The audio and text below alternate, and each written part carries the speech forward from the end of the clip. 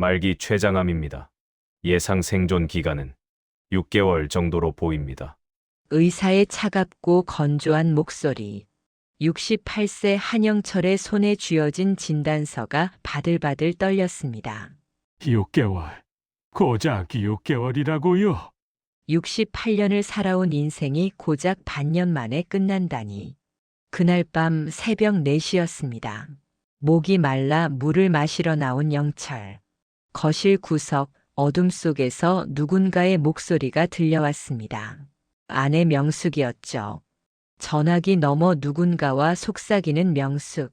변호사가 그러는데 지금부터 차근차근 준비해야 한대. 명예 이전 같은 것들 말이야. 아파트도 그렇고 예금 통장들도 그렇고. 영철의 심장이 멈춘 것 같았습니다. 명숙의 목소리는 너무나 차분했습니다. 슬픔도 안타까움도 없는 그저 담담하고 계산적인 목소리였죠. 30년을 함께 산 아내, 피를 나눈 자식들, 그리고 40년 지기 평생을 함께한 절친 최진수. 저녁 식탁에서 아무렇지 않게 별일 없죠? 라고 물었던 아들.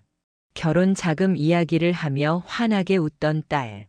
내가 끝까지 도와줄게라며 어깨를 두드려주던 친구. 그들은 모두 알고 있었습니다. 영철이 6개월 뒤 죽는다는 것을. 그리고 그들은 무언가를 준비하고 있었습니다. 한영철에게 주어진 시간은 6개월. 하지만 그 6개월 동안 그는 알게 될 것입니다. 인간의 가장 추악한 민낯을, 그리고 믿음과 배신 사이의 얇은 경계를 지금부터 시작합니다. 끝까지 함께 하시려면 구독과 좋아요 잊지 마세요. 일부 시한부 선고 그리고 의심의 시작. 2023년 11월 14일 화요일. 서울 강남에 위치한 한 대학병원 3층 복도에서 한 남자가 차가운 벽에 등을 기댄 채 멍하니 서 있었죠. 68세의 한영철, 퇴직한 지 벌써 3년이 되어가는 전직. 고등학교 국어교사였던 그는 평생을 성실하게만 살아온 평범한 가장이었어요. 그의 손에는 방금 전 담당 의사에게 건네받은 진단서 한 장이 들려 있었는데 종이가 미세하게 떨리고 있었죠.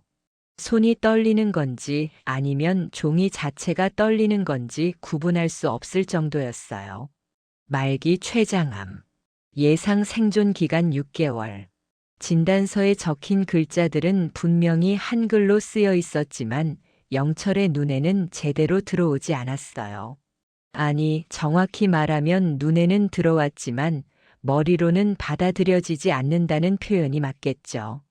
68년을 살아온 인생이 고작 6개월 만에 끝난다는 사실을 어떻게 한순간에 받아들일 수 있겠어요. 영철은 천천히 고개를 들어 복도를 바라봤어요. 형광등 불빛 아래로 수많은 사람들이 오가고 있었죠.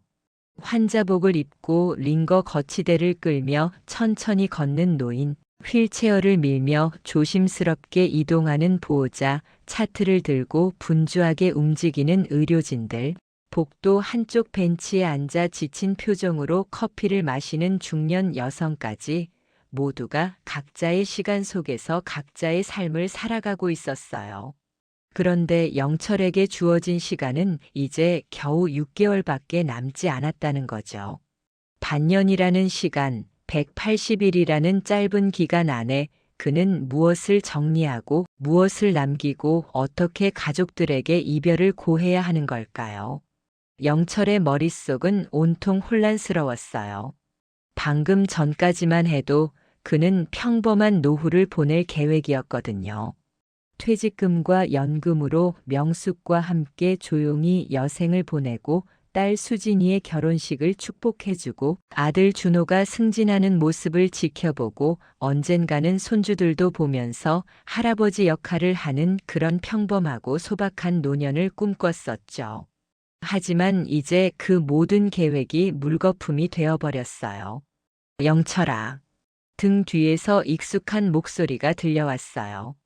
영철이 천천히 고개를 돌리자 최진수가 서 있었죠. 영철과 같은 고등학교를 나온 동창이자 대학 시절부터 지금까지 무려 40년을 함께 해온 절친한 친구였어요. 현재는 강남의 한 법무법인에서 대표 변호사로 일하고 있는 나름 성공한 법조인이기도 했죠.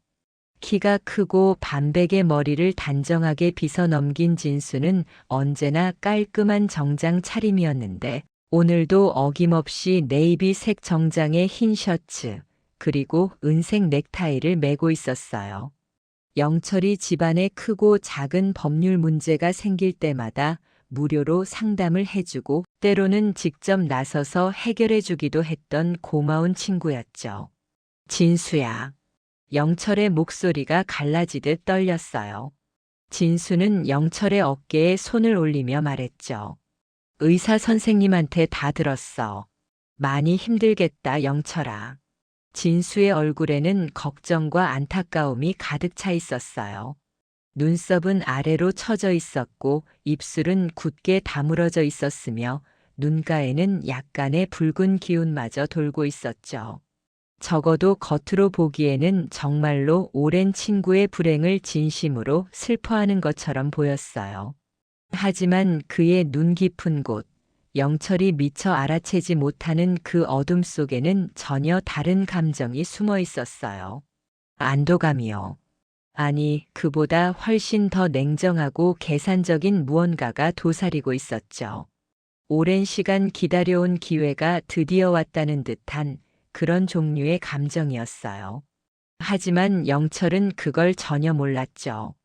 지금 그의 머릿속은 온통 6개월이라는 시한부 선고로 가득 차 있었으니까요. 진수야, 나 어떻게 해야 할지 정말 모르겠어. 아직 아무것도 준비가 안 됐는데 갑자기 이렇게.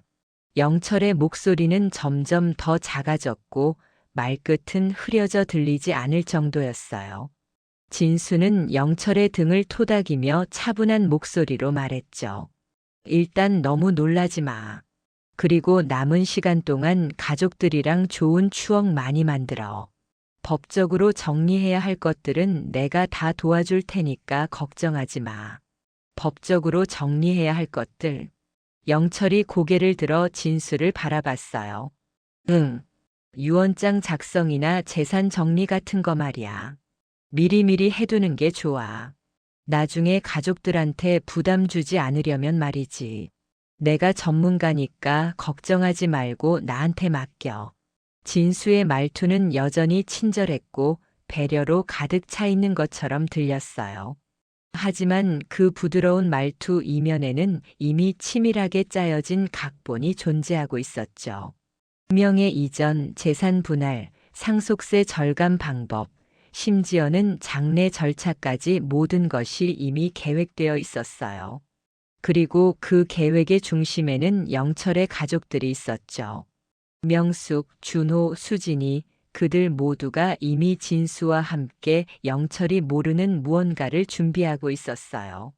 하지만 영철은 그 사실을 전혀 몰랐죠. 그저 40년 지기 친구가 자신을 진심으로 걱정해주고 있다고만 생각했어요. 그날 저녁 영철은 무거운 발걸음으로 집으로 돌아왔어요. 서울 송파구에 위치한 25평짜리 아파트는 비록 오래되고 낡았지만 영철에게는 30년을 함께한 소중한 보금자리였죠. 1990년대 초반에 지어진 이 아파트는 세월의 흔적이 곳곳에 남아 있었지만 그만큼 추억도 가득했어요.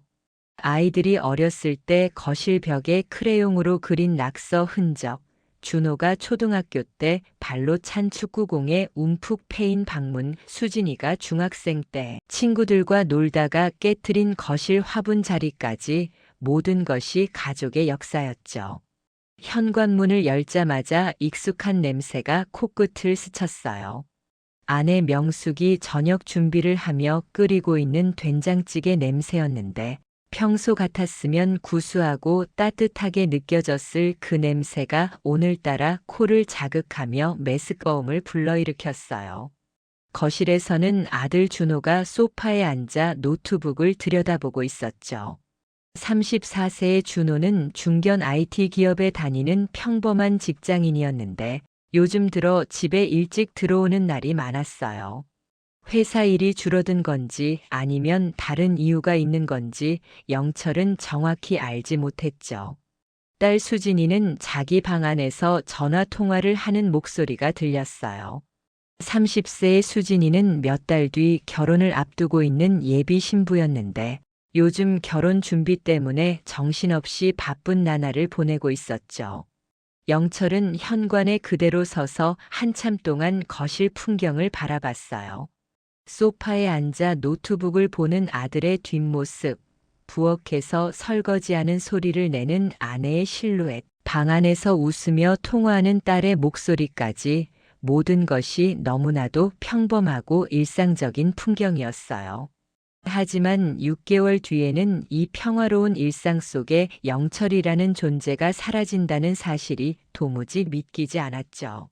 아빠 왔어요? 준호가 고개를 돌리며 물었어요. 영철은 겨우 고개를 끄덕이며 대답했죠. 응, 왔다. 병원 검사는 어떻게 됐어요? 별일 없죠? 준호의 목소리는 무심한 듯 들렸지만 그 눈빛에는 묘한 긴장감이 어려 있었어요. 마치 이미 답을 알고 있으면서도 확인하듯 묻는 것 같은 느낌이었죠. 하지만 영철은 그 미묘한 뉘앙스를 알아채지 못했어요. 별일 없어. 괜찮아.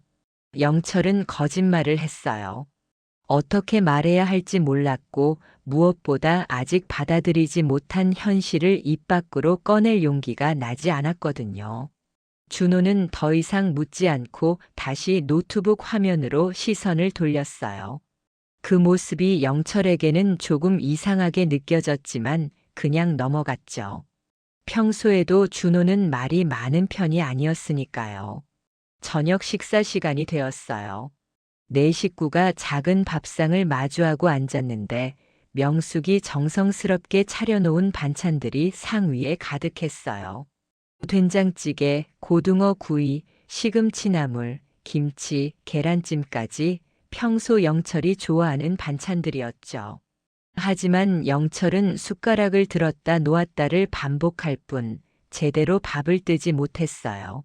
목구멍이 꽉 막힌 것처럼 아무것도 넘어가지 않았거든요. 명숙이 영철의 얼굴을 살피며 조심스럽게 물었어요. 여보, 왜 그래요? 입맛이 없어요? 어디 불편한 데라도 있어요? 아니, 그냥 좀 피곤해서 그래. 괜찮아. 영철은 애써 웃으며 대답했지만 그 웃음은 얼굴 근육만 움직이는 억지 미소에 불과했죠. 명숙은 뭔가 더 묻고 싶은 표정이었지만 결국 입을 다물었어요. 대신 영철의 밥그릇에 반찬을 하나씩 얹어주기 시작했죠. 이거라도 좀 드세요. 고등어는 여보가 좋아하잖아요. 수진이가 밥을 먹으면서 밝은 목소리로 말했어요. 아빠, 다음 주 토요일에 예식장 계약하러 가기로 했는데 같이 가실 수 있죠?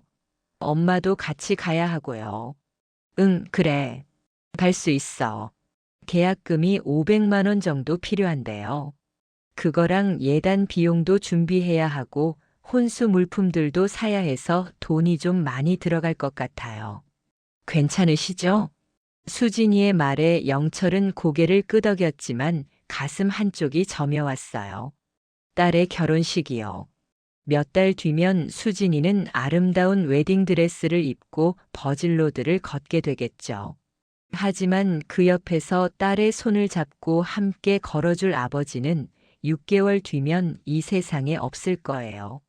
자신이 없는 예식장, 자신이 없는 신혼집, 자신이 없는 명절 가족 모임들, 그리고 언젠가 태어날 손주를 안아볼 수 없다는 사실까지 그 모든 것들이 머릿속에 그려지면서 가슴이 답답하게 조여왔어요.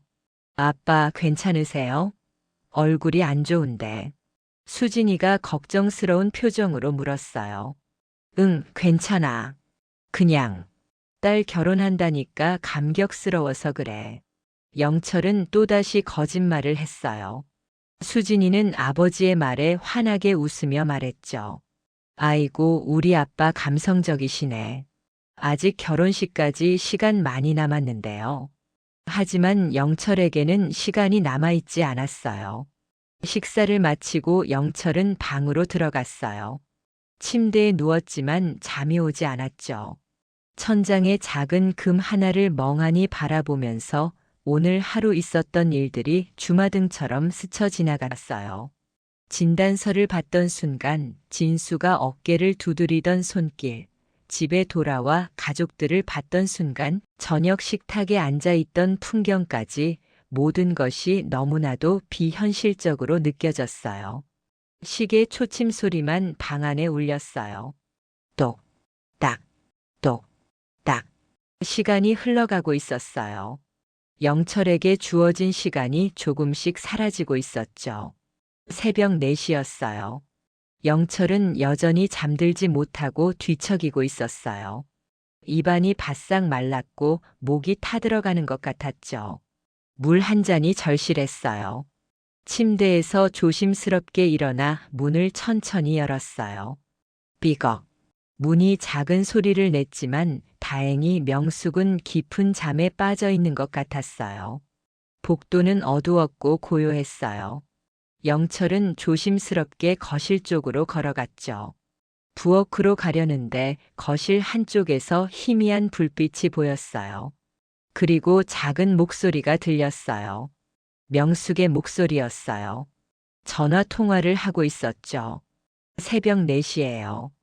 영철은 걸음을 멈췄어요. 숨을 죽이고 귀를 기울였죠. 응, 의사가 6개월이래. 길어야 그 정도라고 했어. 영철의 심장이 쿵 하고 내려앉았어요. 명숙이 자신의 병에 대해 이야기하고 있었던 거예요. 그런데 누구한테요? 새벽 4시에 남편 몰래 누구와 통화를 하고 있는 걸까요?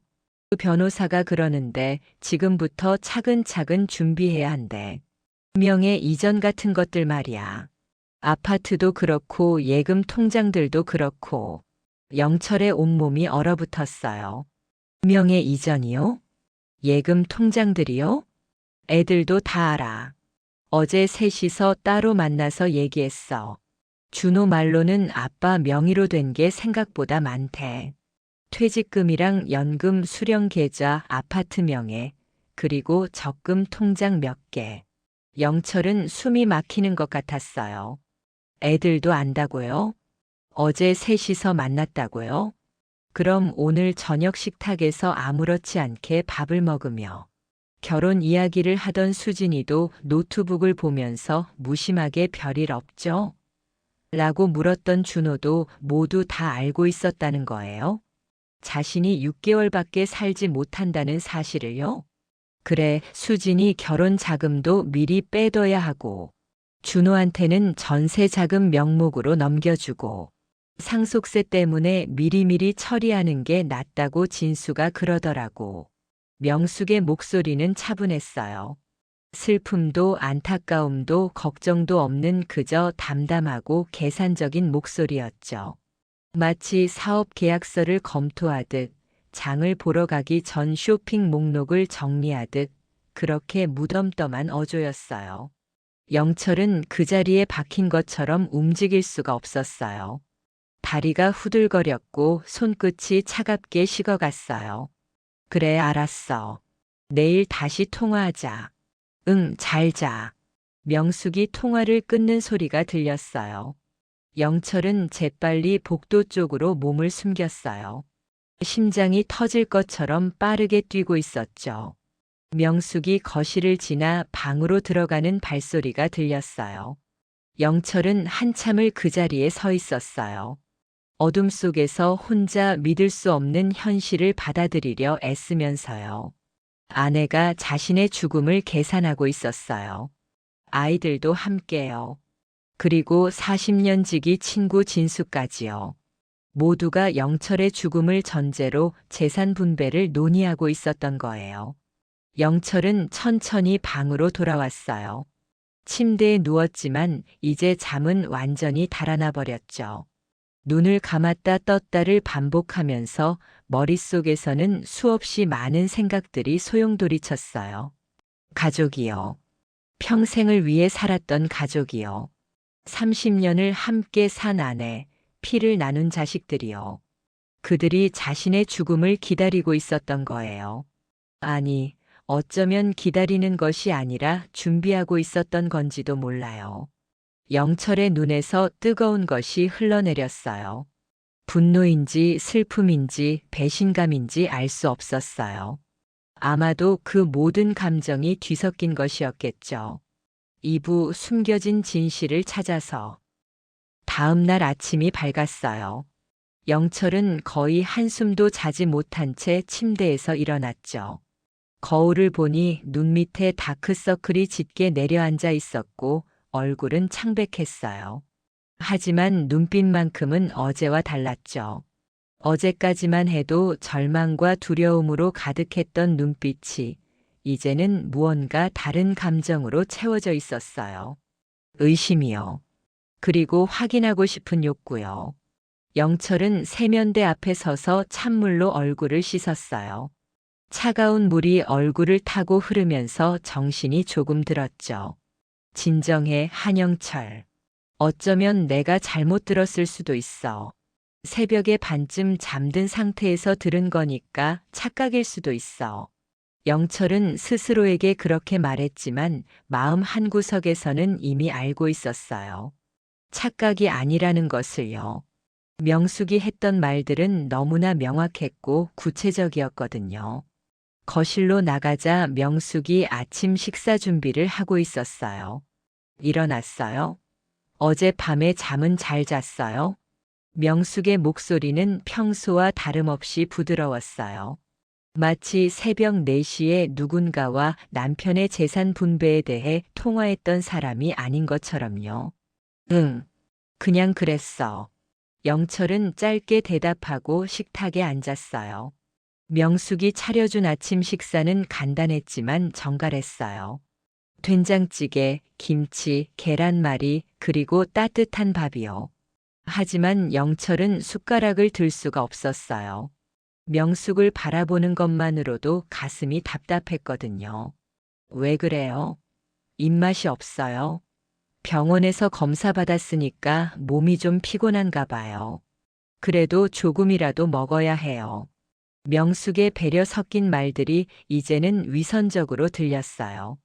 영철은 억지로 밥 몇 숟가락을 떠먹고는 방으로 들어갔죠.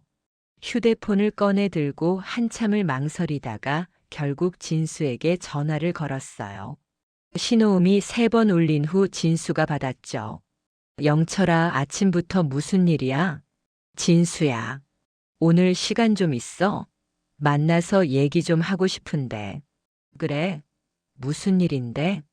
혹시 어제 병원 일 때문에 걱정돼서 그래?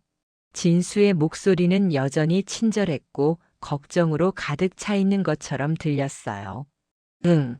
그것도 있고 유언장이나 그런 것들 좀 상담받고 싶어서. 그래, 알았어.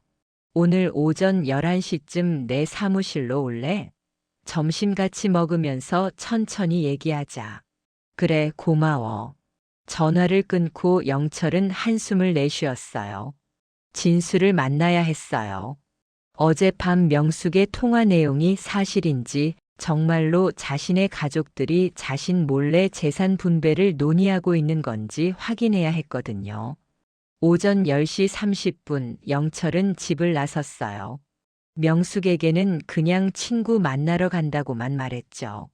지하철을 타고 강남역으로 향했어요. 차창 밖으로 스쳐 지나가는 풍경들을 멍하니 바라보면서 영철은 생각에 잠겼어요. 만약 정말로 가족들이 나를 배신한 거라면 나는 어떻게 해야 하지? 그냥 모른 척하고 6개월을 살아야 하나? 아니면 따져 물어야 하나? 하지만 쉽게 답이 나오지 않았어요. 강남역에 도착해서 진수의 법무법인이 있는 건물로 걸어갔어요. 20층짜리 현대식 빌딩이었는데 진수의 사무실은 15층에 있었죠. 엘리베이터를 타고 올라가는 동안 영철의 심장은 점점 더 빠르게 뛰기 시작했어요. 15층에 도착해 법무법인 문을 열고 들어가자 깔끔하게 정돈된 리셉션이 보였어요. 안녕하세요. 어떻게 오셨어요? 젊은 여직원이 밝게 웃으며 물었죠. 저, 최진수 변호사님 만나러 왔는데요. 한영철입니다. 아, 예약하신 분이시죠? 잠시만 기다려 주세요. 여직원이 내선 전화로 진수에게 연락을 했고 곧 진수가 직접 나왔어요. 영철아, 어서 와. 이쪽으로 들어와. 진수는 영철을 자신의 개인 사무실로 안내했어요. 넓은 사무실에는 큰 책상과 가죽 소파, 그리고 한쪽 벽면을 가득 채운 법률 서적들이 있었죠. 창문 너머로는 강남의 빌딩 숲이 한눈에 내려다 보였어요. 앉아. 커피 마실래? 아니, 괜찮아. 영철은 소파에 앉았고 진수도 맞은편에 자리를 잡았어요. 그래서 무슨 얘기 하고 싶다고? 진수가 다리를 꼬고 앉으며 물었죠. 영철은 잠시 망설이다가 입을 열었어요. 진수야, 솔직히 말해줘. 명숙이랑 연락하고 있어? 진수의 표정이 미세하게 굳었어요. 아주 짧은 순간이었지만 영철은 그걸 놓치지 않았죠. 명숙이? 당연히 연락하지. 너희 가족 법률 문제 처리해주고 있잖아. 왜? 언제부터 연락했어? 글쎄, 언제부터였지? 너희가 이 아파트 계약할 때부터니까. 한 15년 됐나? 왜 갑자기 그런 걸 물어? 진수는 자연스럽게 대답했지만 눈빛이 조금 흔들리고 있었어요. 영철은 천천히 물었죠. 어제, 아니, 오늘 새벽에 명숙이랑 통화했어? 진수의 얼굴이 확연히 굳어졌어요. 무슨 소리야? 새벽 4시쯤. 명숙이 누군가랑 통화하는 걸 들었어. 내 병에 대해서 그리고 재산 정리에 대해서 얘기하더라고. 그게 너였어? 진수는 한동안 아무 말도 하지 않았어요. 그러다가 한숨을 길게 내쉬며 말했죠.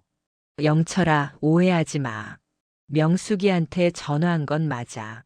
하지만 그건 너를 위해서였어. 나를 위해서? 영철의 목소리가 높아졌어요.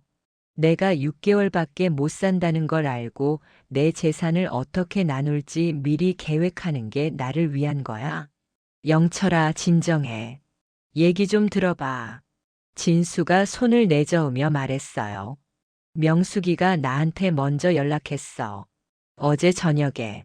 너한테 병원 결과를 듣고 너무 충격을 받아서 앞으로 어떻게 해야 할지 몰라서 나한테 상담을 요청한 거야. 그래서 새벽 4시에 전화 통화를 한 거야. 명숙이가 밤새 잠을 못 자고 있다가 전화한 거야. 너무 걱정되고 불안해서. 나도 친구로서 도와주고 싶어서 통화한 거고. 진수의 설명은 일리가 있었어요. 하지만 뭔가 석연치 않았죠. 그럼 명예 이전이나 상속세 얘기는 뭐야? 그것도 명숙이 걱정해서 물어본 거야? 영철아, 이건 현실적인 문제야. 미안하지만 솔직하게 얘기할게. 내가 먼저 가면 가족들한테 상속세가 엄청나게 나올 수 있어. 아파트 시세도 올랐고 퇴직금이랑 연금도 있잖아. 미리 준비 안 하면 가족들이 나중에 힘들어질 수 있어. 진수의 말은 논리적이었어요. 하지만 영철의 가슴은 여전히 무거웠죠. 그럼 애들도 알고 있어? 준호랑 수진이도?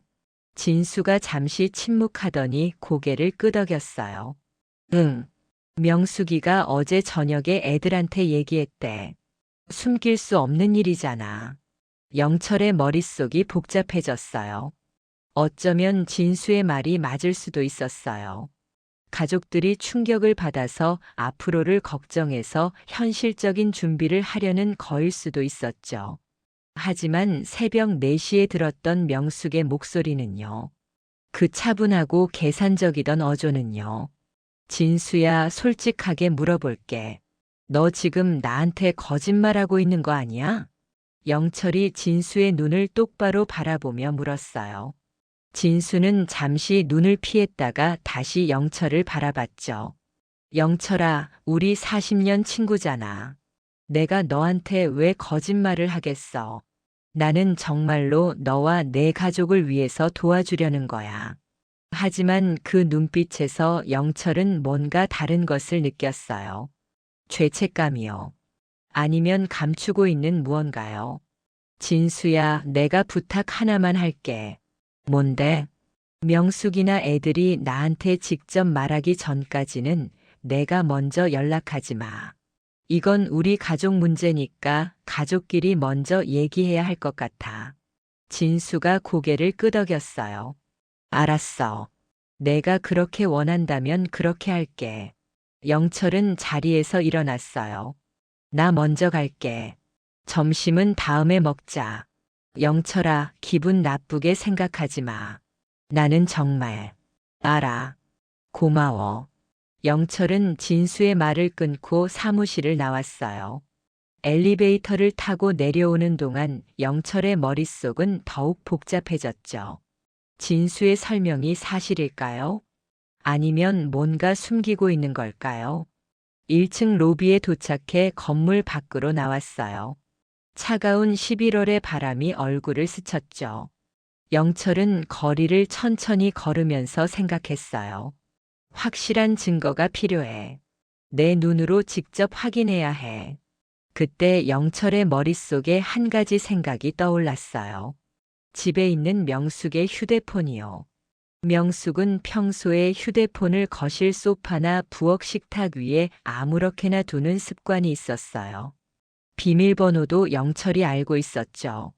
결혼 기념일인 525였으니까요. 오늘 오후에 명숙이 장 보러 나가면 그때 확인해 볼까? 영철은 결심했어요. 의심을 확신으로 바꾸기 위해서는 직접 증거를 찾아야 했으니까요. 집으로 돌아오니 명숙은 없었어요. 거실 테이블 위에 메모지가 놓여 있었죠. 여보, 장 보러 나갔어요. 1시간쯤 후에 올게요. 명숙. 영철의 심장이 빠르게 뛰기 시작했어요. 지금이 기회였어요. 거실을 둘러보니 명숙의 휴대폰이 소파 쿠션 위에 놓여 있었어요. 영철은 휴대폰을 집어들고 화면을 켰죠. 비밀번호 입력창이 떴어요. 손가락이 떨렸지만 천천히 525를 눌렀어요. 잠금이 풀렸어요. 영철은 먼저 통화 기록을 확인했어요. 최근 통화 목록을 보니 새벽 4시 2분에 진수에게 전화를 건 기록이 있었죠. 통화 시간은 17분이었어요. 그 전날 저녁 10시 30분에도 진수와 통화한 기록이 있었고 통화 시간은 32분이었어요. 그리고 그보다 더 놀라운 건 최근 한 달간의 통화 기록이었어요. 진수와의 통화가 일주일에 서너 번씩 있었던 거예요. 영철이 모르는 사이에 명숙과 진수는 자주 연락하고 있었던 거죠. 영철은 다음으로 문자 메시지를 확인했어요. 진수와 주고받은 문자들을 열어봤죠. 그리고 그 내용을 보는 순간 영철의 손이 떨리기 시작했어요. 11월 10일 진수, 영철이 병원 검사 결과 나오면 바로 연락 주세요. 그때부터 본격적으로 진행해야 해요. 11월 12일 명숙, 내일 검사 결과 나와요. 정말 암이 맞다면 우리 계획대로 진행할 수 있는 거죠? 11월 12일 진수, 네. 진단서 사본 받아두세요. 나중에 필요할 거예요. 11월 14일 명숙, 의사가 6개월이래요. 생각보다 시간이 없네요. 11월 14일 진수, 괜찮아요. 6개월이면 충분해요. 내일 오전에 준호, 수진이랑 같이 사무실로 오세요. 서류 작성해야 해요. 영철의 눈에서 눈물이 흘러내렸어요. 계획이요. 진행이요. 그들은 이미 오래전부터 이 모든 것을 준비하고 있었던 거예요. 영철의 병을, 아니 영철의 죽음을요. 손가락이 떨렸지만 영철은 계속해서 문자를 읽어내려갔어요. 11월 5일 진수, 혹시 영철이가 최근에 건강 이상 징후 보이나요? 11월 5일 명숙, 요즘 소화가 안 된다고 하더라고요. 그리고 가끔 배가 아프다고도 하고요. 11월 5일, 진수, 그럼 병원 검사 받아보라고 권유하세요. 췌장암은 초기 증상이 그렇거든요. 영철은 휴대폰을 떨어뜨릴 뻔했어요. 진수가 명숙에게 영철을 병원에 보내라고 했다는 거예요. 마치 영철이 아프기를 바라기라도 하는 것처럼요. 더 과거의 문자를 확인했어요. 10월 20일 진수, 명숙 씨, 저번에 말씀드린 그 일 생각해 보셨어요? 10월 20 명숙, 아직은 좀. 영철 씨가 건강한데 그런 얘기를 어떻게 해요? 10월 21일 진수, 미리 준비해 두는 게 좋아요. 나이가 있으신 분이니까 언제 무슨 일이 생길지 모르잖아요. 서류만 작성해 두면 나중에 상속세 문제도 없고 아이들도 편해요. 10월 22일 명숙, 알겠어요. 근데 영철 씨 몰래 할 수 있어요? 10월 22일 진수, 당연하죠. 제가 법률 전문가예요. 걱정 마세요. 영철은 더 이상 읽을 수가 없었어요. 휴대폰을 소파 위에 내려놓고 두 손으로 얼굴을 감쌌죠. 모든 것이 계획이었어요. 진수가 먼저 명숙을 설득했고 명숙은 거기에 동의했어요. 그리고 아이들도 포함시켰죠. 영철이 암에 걸리기도 전부터 그들은 이미 영철의 재산을 나눌 계획을 세우고 있었던 거예요. 현관문이 열리는 소리가 들렸어요. 명숙이 돌아온 거였어요. 영철은 재빨리 눈물을 닦고 휴대폰을 원래 자리에 놓았어요. 여보, 집에 있었어요? 명숙이 장바구니를 들고 들어오며 밝게 웃었어요. 응. 친구 만나고 일찍 왔어. 영철은 애써 평온한 척 대답했죠. 그래요? 점심은 먹었어요? 응, 밖에서 먹었어. 거짓말이었어요. 하지만 이제 영철도 거짓말을 할 수 있었죠. 가족들이 자신에게 해왔던 것처럼요. 명숙은 부엌으로 가서 장본 물건들을 정리하기 시작했어요. 영철은 그 뒷모습을 바라보면서 생각했어요. 이제 어떻게 해야 하지? 이 모든 배신에 대해 나는 무엇을 해야 하는 거지? 분노가 치밀어 올랐지만 동시에 깊은 슬픔도 밀려왔어요. 30년을 함께 산 아내, 피를 나눈 자식들, 40년 지기 친구, 그들 모두가 자신을 배신했다는 사실이 믿기지 않았거든요. 하지만 증거는 명확했어요. 그리고 영철은 결심했죠. 가만히 당하고만 있지는 않겠다고요. 3부 죽음을 가장한 계획. 그날 밤 영철은 또다시 잠을 이룰 수 없었어요. 침대에 누워 천장을 바라보면서 오늘 확인한 문자 메시지들이 머릿속에서 계속 재생되었죠. 명숙과 진수가 주고받은 그 차갑고 계산적인 문장들이요. 계획대로 진행, 서류 작성, 상속세 절감, 영철이 몰래. 그 단어들이 영철의 가슴을 칼로 베는 것처럼 아프게 했어요. 옆에서는 명숙이 평온하게 잠들어 있었어요. 규칙적인 숨소리를 내면서 마치 아무 일도 없는 것처럼요. 영철은 명숙의 얼굴을 바라봤어요. 어둠 속에서도 보이는 그 익숙한 얼굴이요. 30년 전 28배 나이로 처음 만났을 때 명숙은 정말 아름다웠어요. 큰 눈, 환한 미소, 그리고 따뜻한 성격까지 영철은 첫눈에 반했었죠. 결혼식 날 영철은 명숙에게 맹세했었어요. 평생 당신만 사랑하고 당신을 지키고 당신과 함께 늙어가겠습니다. 그리고 정말로 그렇게 살아왔어요. 교사 월급이 많지 않았지만 영철은 가족을 위해 최선을 다했죠. 아이들 학원비를 위해 방학마다 과외를 했고 명숙이 갖고 싶어 하던 핸드백을 사주려고 몇 달간 점심을 굶기도 했었어요. 아파트를 장만할 때는 은행 대출을 받아야 했는데 이자를 갚기 위해 주말마다 학원에서 아르바이트를 했었죠. 힘들었지만 행복했어요. 가족이 있었으니까요. 사랑하는 아내와 자식들이 있었으니까요. 하지만 지금 영철이 보고 있는 건 뭐죠? 자신의 죽음을 계산하고 재산을 미리 나누려고 하는 가족들이었어요. 영철의 눈에서 뜨거운 눈물이 흘러내렸어요. 소리 없이 조용히 어둠 속으로 떨어졌죠. 다음 날 아침이었어요.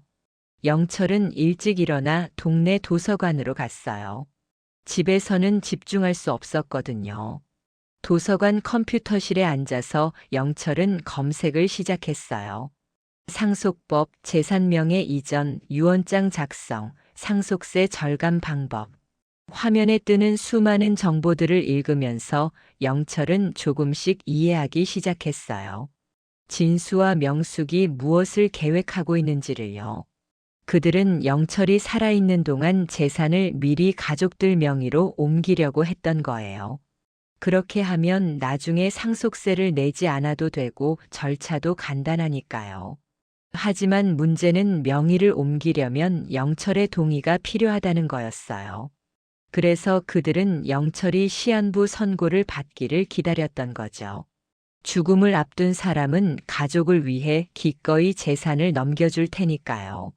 영철은 컴퓨터 화면을 바라보며 씁쓸하게 웃었어요. 얼마나 치밀한 계획인가요? 얼마나 냉정한 계산인가요? 그리고 얼마나 완벽한 배신인가요? 그래, 너희가 그렇게 나온다면. 영철의 눈빛이 변했어요. 더 이상 슬픔이나 배신감만 있는 게 아니었어요. 결연함이요. 그리고 복수심이요. 영철은 새로운 검색어를 입력했어요. 오진 사례, 암 검사 재확인, 세컨드 오피니언. 그리고 한 가지 기사를 발견했죠. 췌장암 진단 20% 정도는 오진 가능성. 다른 병원에서 재검사 필수. 영철의 가슴이 뛰기 시작했어요. 만약이요. 정말 만약에 자신의 암 진단이 오진이라면요. 아니면 적어도 6개월이라는 시한부가 잘못된 거라면요. 영철은 즉시 휴대폰을 꺼내 다른 대학병원에 전화를 걸었어요. 여보세요. 검진 예약하고 싶은데요. 최대한 빨리 가능한가요? 어떤 검사를 원하시나요? 정밀 검진이요. 췌장 쪽 검사를 다시 받고 싶어서요. 그러시면 내일 오후 2시에 가능한데요.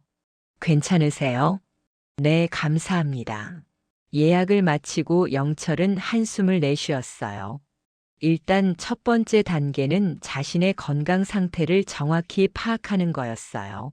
정말 6개월밖에 못 사는 건지 아니면 치료 가능한 건지 확인해야 했죠.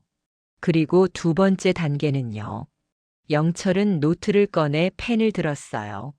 그리고 천천히 글자를 적어 내려가기 시작했죠. 복수 계획.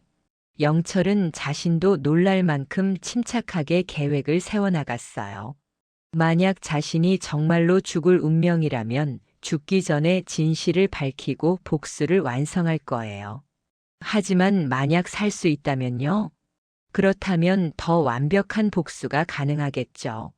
죽은 척하는 거예요. 가족들이 원하는 대로 자신이 죽은 것처럼 연기하는 거죠. 그리고 그들이 재산을 나누고 본색을 드러내는 모습을 모두 지켜보는 거예요. 증거를 모으고 기록하고 그리고 결정적인 순간에 나타나는 거죠. 나는 죽지 않았다. 그리고 너희가 한 모든 짓을 알고 있다. 그렇게 말하면서요. 영철의 입가에 차갑고 쓸쓸한 미소가 번졌어요. 집으로 돌아오니 오후 3시였어요. 거실에는 명숙과 딸 수진이가 앉아 있었어요. 무언가 진지하게 대화를 나누고 있는 것처럼 보였는데 영철이 들어서자 대화가 뚝 끊겼죠. 아빠 오셨어요? 수진이가 어색하게 웃으며 말했어요. 응, 왔다. 너 오늘 회사 안 갔어? 오늘 반차 냈어요. 엄마랑 예식장 계약하러 가려고요. 아, 그래. 영철은 소파에 앉았어요. 명숙과 수진이의 표정이 묘하게 긴장되어 있었죠. 무언가 영철에게 숨기고 있는 게 분명했어요. 여보, 오늘 어디 갔다 왔어요? 명숙이 조심스럽게 물었어요. 도서관. 책 좀 보고 왔어. 요즘 부쩍 밖에 나가는 일이 많네요. 그냥 집에만 있으니까 답답해서. 영철은 짧게 대답하고 리모컨을 들어 TV를 켰어요. 하지만 화면은 보이지 않았죠. 귀는 명숙과 수진이의 움직임에 집중되어 있었으니까요. 잠시 후 수진이가 말했어요. 엄마, 그럼 우리 나갈까요? 시간 맞춰야 해요. 그래, 가자. 여보, 우리 나갔다 올게요. 응, 다녀와. 현관문이 닫히는 소리가 들렸어요. 영철은 TV를 끄고 창문으로 다가갔어요. 아래를 내려다보니 명숙과 수진이가 아파트 주차장으로 걸어가고 있었죠. 하지만 그들은 차에 타지 않았어요. 주차장 한쪽 구석에 서서 누군가를 기다리는 것처럼 보였어요. 잠시 후 한 남자가 나타났어요. 진수였어요. 영철의 주먹이 저절로 쥐어졌어요. 진수는 명숙, 수진이와 악수를 나누고는 어디론가 함께 걸어갔죠. 아마도 진수의 차가 있는 곳으로 가는 것 같았어요. 예식장이 아니라 진수를 만나러 가는 거였구나. 영철은 재빨리 외투를 입고 집을 나섰어요. 그들을 따라가야 했어요. 어디로 가는지 무슨 이야기를 나누는지 확인해야 했죠. 엘리베이터를 타고 내려가 주차장으로 나왔을 때 진수의 검은색 제네시스가 막 출발하는 참이었어요. 영철은 재빨리 자신의 차에 올라탔죠. 오래된 소나타였지만 아직 운행하는 데는 문제 없었어요. 시동을 걸고 진수의 차를 따라갔어요. 거리를 적당히 유지하면서 들키지 않게 조심했죠.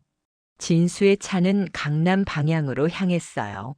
예식장이 있는 방향이 아니었어요. 대신 강남역 근처의 한 고층 빌딩 지하 주차장으로 들어갔죠. 영철도 조심스럽게 그 주차장으로 따라 들어갔어요. 진수가 차를 세우는 것을 멀리서 지켜봤죠. 명숙, 수진이, 진수 세 사람이 차에서 내려 엘리베이터 쪽으로 걸어갔어요.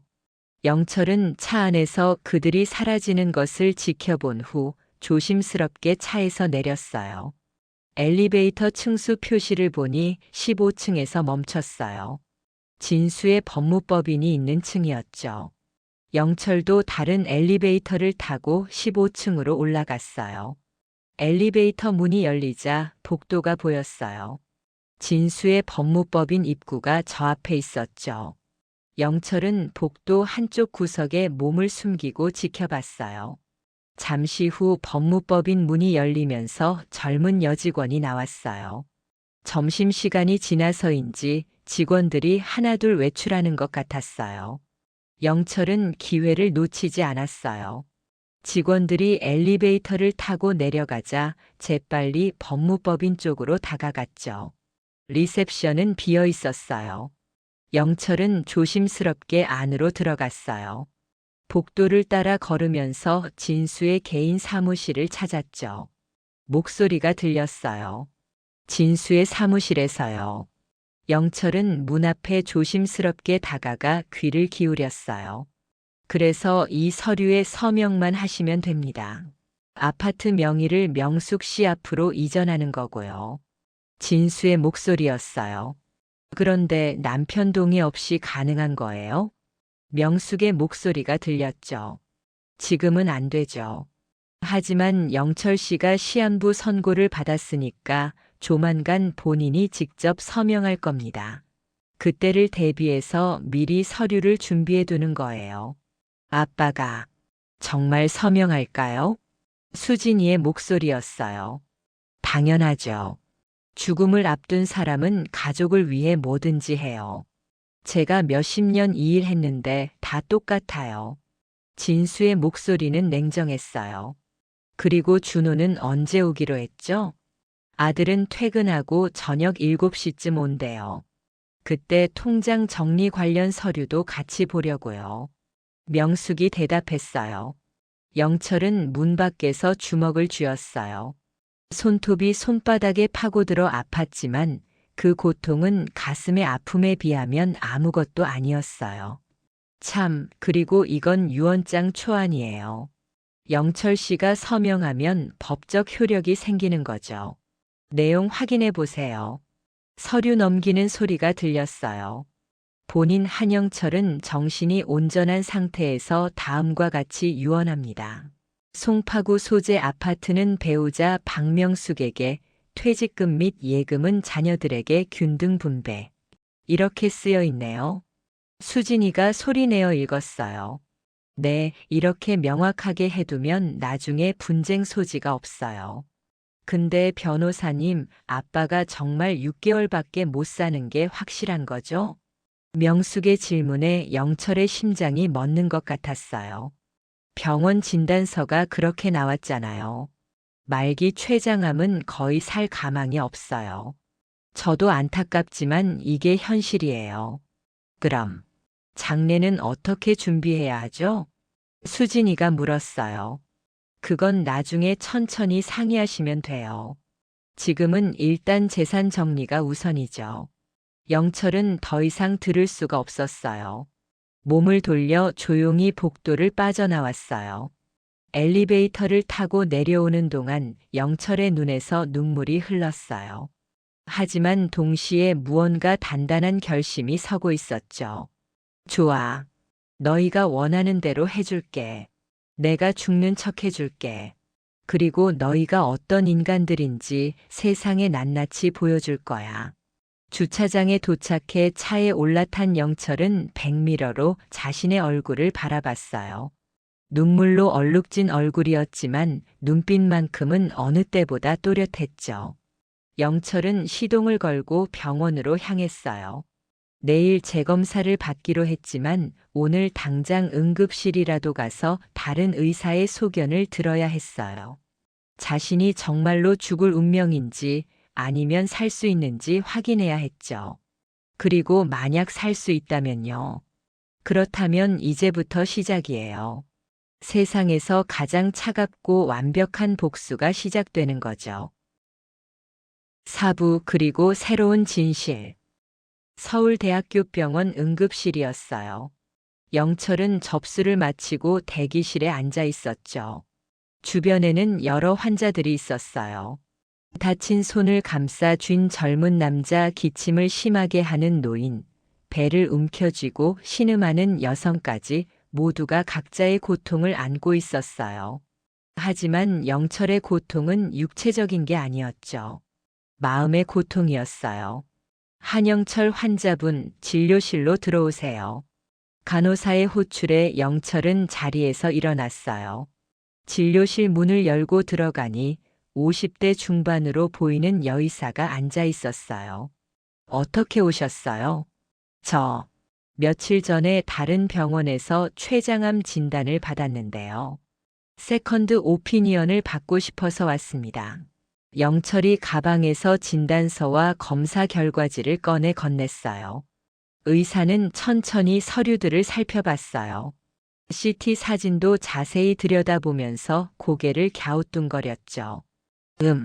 그 짧은 신음소리에 영철의 심장이 빠르게 뛰기 시작했어요. 뭐가 문제라도 있나요? 환자분, 이 진단을 내린 병원이 어디죠? 강남에 있는 H대학병원입니다. 담당 의사 성함이 어떻게 되시죠? 김재현 교수님이라고 하셨던 것 같은데요. 의사는 고개를 끄덕이더니 컴퓨터로 무언가를 검색하기 시작했어요. 환자분 실례지만 이 진단을 받으신 게 정확히 언제죠? 11월 14일이요. 그러니까 엊그제요. 의사의 표정이 미묘하게 변했어요. 환자분, 제가 확인한 바로는 김재현 교수는 현재 H대학병원에 재직 중이 아닙니다. 네. 그게 무슨... 김재현 교수는 3개월 전에 의료과실 문제로 병원을 떠났어요. 현재는 의사 면허 정지 상태입니다. 영철의 머릿속이 하얗게 변했어요. 그럼 저를 진찰한 사람은 누구죠? 그건 저도 모르겠습니다. 하지만 분명한 건 정식 의사가 아닐 가능성이 높다는 거예요. 의사는 다시 CT 사진을 들여다봤어요. 그리고 이 CT 사진을 보면 췌장의 이상 소견은 보이지만 말기 암이라고 단정할 수 있는 상태는 아니에요. 오히려 초기 단계이거나 심지어는 췌장염일 수도 있어요. 영철은 숨을 멈춘 것 같았어요. 췌장염이요? 네. 췌장염은 치료 가능한 질환이에요. 물론 정확한 진단을 위해서는 추가 검사가 필요하지만 이 자료만으로는 절대 6개월 시한부라는 진단을 내릴 수 없어요. 의사의 말에 영철의 몸이 떨리기 시작했어요. 그럼 저는 죽지 않는 건가요? 환자분, 일단 진정하세요. 지금 당장 정밀 검사를 받아보셔야 합니다. MRI, 혈액 검사, 조직 검사까지 모두 해봐야 정확한 진단이 가능해요. 지금 바로 할 수 있나요? 응급실로 오셨으니까 가능합니다. 접수하시고 검사 받으시면 돼요. 영철은 고개를 끄덕였어요. 그리고 검사실로 향했죠. MRI를 찍고 혈액을 뽑고 여러 가지 검사를 받는 동안 영철의 머릿속은 복잡했어요. 가짜 의사라고. 김재현이라는 사람은 면허 정지 상태라고. 그럼 대체 누가 나를 진찰한 거지? 그리고 왜? 모든 검사가 끝나고 결과를 기다리는 동안 영철은 대기실 의자에 앉아 생각에 잠겼어요. 진수였어요. 분명히 진수가 관련되어 있을 거예요. 명숙에게 병원에 가라고 권유한 것도 진수였고 H대학병원을 추천한 것도 진수였죠. 진수가 가짜 의사를 고용한 건가? 나한테 거짓 진단을 내리게 하려고. 왜? 대체 왜? 영철의 주먹이 쥐어졌어요. 2시간 후 의사가 영철을 다시 불렀어요. 한영철 환자분 검사 결과 나왔습니다. 영철은 긴장한 얼굴로 의사를 바라봤어요. 환자분은 췌장암이 아닙니다. 네, 만성 췌장염이에요.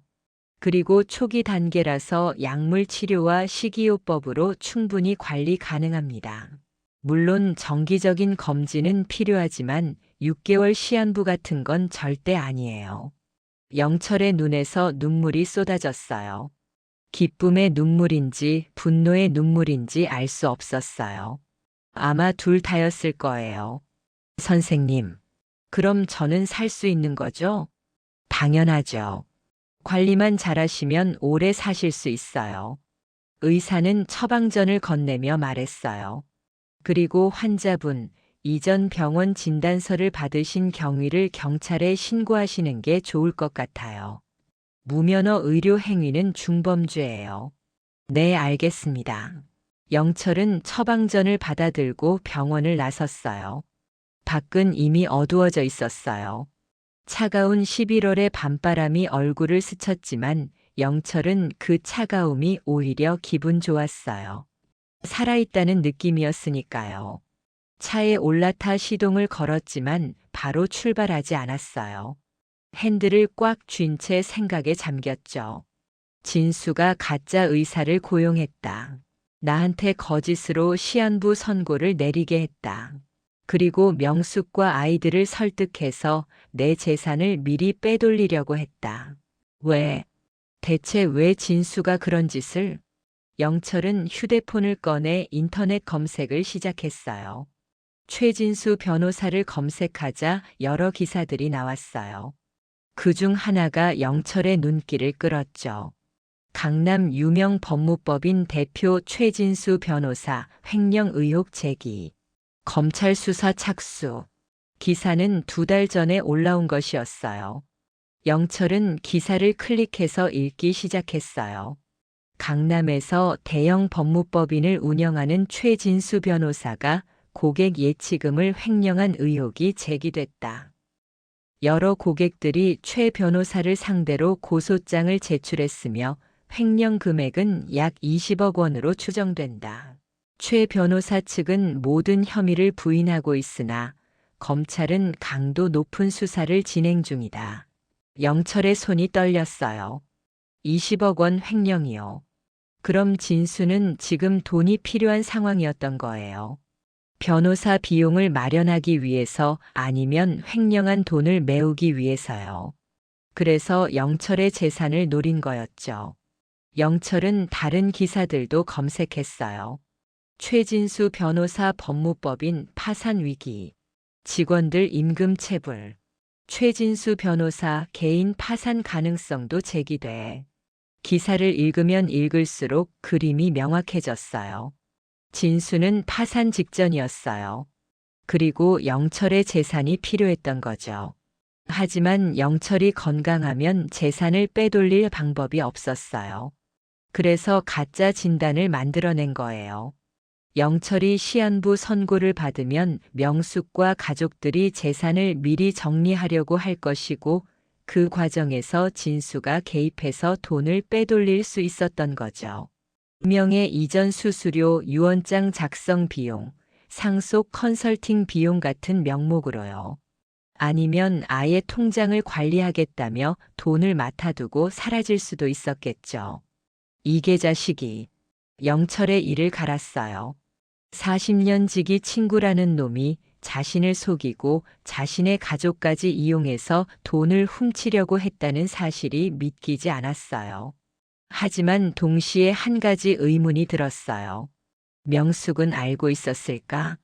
진수가 거짓 진단을 내리게 했다는 걸 명숙도 알고 있었을까? 아니면 명숙도 속은 거였을까? 영철은 명숙과 진수가 주고받은 문자 메시지를 떠올렸어요. 문자를 보면 진수가 먼저 영철의 건강 이상을 확인하고 병원에 가도록 유도했던 것 같았어요. 하지만 명숙이 그 계획에 동참했는지는 확실하지 않았어요. 어쩌면 명숙도 진짜 암이라고 믿었을 수도 있었죠. 영철은 확인해야 했어요. 명숙이 공범인지 아니면 피해자인지요.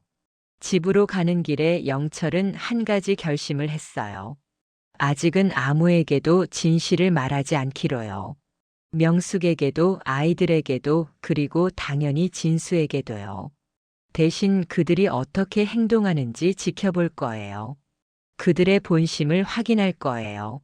그리고 모든 증거를 모은 다음 결정적인 순간에 진실을 밝힐 거예요. 집에 도착했을 때는 밤 9시가 넘어 있었어요. 거실 불이 환하게 켜져 있었고 명숙과 아이들이 모두 모여 있었어요. 준호도 와 있었죠. 아빠, 어디 갔다 오세요? 연락도 안 되고. 수진이가 걱정스러운 표정으로 물었어요. 그냥 좀 돌아다녔어. 왜, 무슨 일 있어? 아니, 그냥. 저녁도 안 드시고 나가셔서 걱정했어요. 영철은 소파에 앉았어요. 세 사람이 자신을 바라보고 있었죠. 그들의 눈빛에서 영철은 무언가를 읽으려 했어요.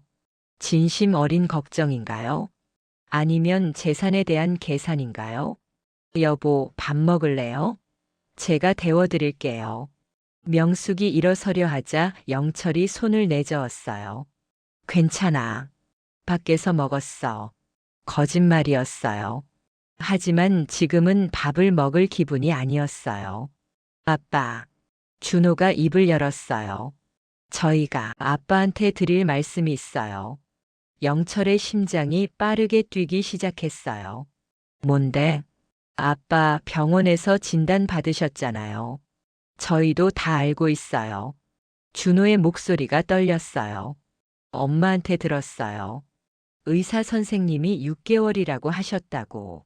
수진이의 눈에서 눈물이 흘러내렸어요. 아빠, 정말 그런 거예요? 영철은 세 사람을 번갈아 바라봤어요. 그들의 눈물이 진짜인지 연기인지 알 수 없었어요. 하지만 영철은 연기를 시작하기로 했어요. 자신도 그들처럼 거짓말을 하기로요. 응, 그래. 영철의 목소리가 떨렸어요. 이번에는 진짜 감정이 담긴 떨림이었어요. 분노와 슬픔과 배신감이 뒤섞인 감정이요. 췌장암이래. 말기라고 했어. 길어야 6개월이라고. 명숙이 영철에게 다가와 손을 잡았어요. 여보, 괜찮아. 나는 괜찮아. 영철은 명숙의 손을 뿌리치지 않았어요. 대신 그 손의 온도를 느꼈죠. 따뜻했어요. 하지만 그 따뜻함이 진심인지는 알 수 없었어요. 아빠, 저희가 도와드릴 게 있으면 뭐든지 말씀하세요. 준호가 말했어요. 응, 고맙다. 영철은 짧게 대답하고 방으로 들어갔어요. 침대에 누워 천장을 바라봤죠. 오늘 하루 동안 영철의 인생은 완전히 뒤바뀌었어요. 죽을 운명에서 살 수 있는 운명으로요. 하지만 동시에 믿었던 사람들에게 배신당했다는 사실도 확인했죠. 이제 시작이야. 진짜 게임은 이제부터야. 영철은 눈을 감았어요. 그리고 내일부터 어떻게 행동할지 머릿속으로 계획을 세우기 시작했죠. 오부 복수의 시작, 그리고 예상 못한 동맹. 다음 날 아침 영철은 일찍 일어났어요. 거울 앞에 서서 자신의 얼굴을 바라봤죠. 어제까지만 해도 죽음을 앞둔 사람의 얼굴이었지만 오늘은 달랐어요. 복수를 준비하는 사람의 얼굴이었죠. 영철은 세면을 하고 옷을 갈아입었어요. 평소보다 조금 더 신경 써서 깔끔하게 차려입었죠. 오늘부터 연기가 시작되니까요. 거실로 나가니 명숙이 아침 식사를 준비하고 있었어요. 일찍 일어났네요. 잠은 좀 잤어요? 응, 그럭저럭. 영철은 식탁에 앉았어요.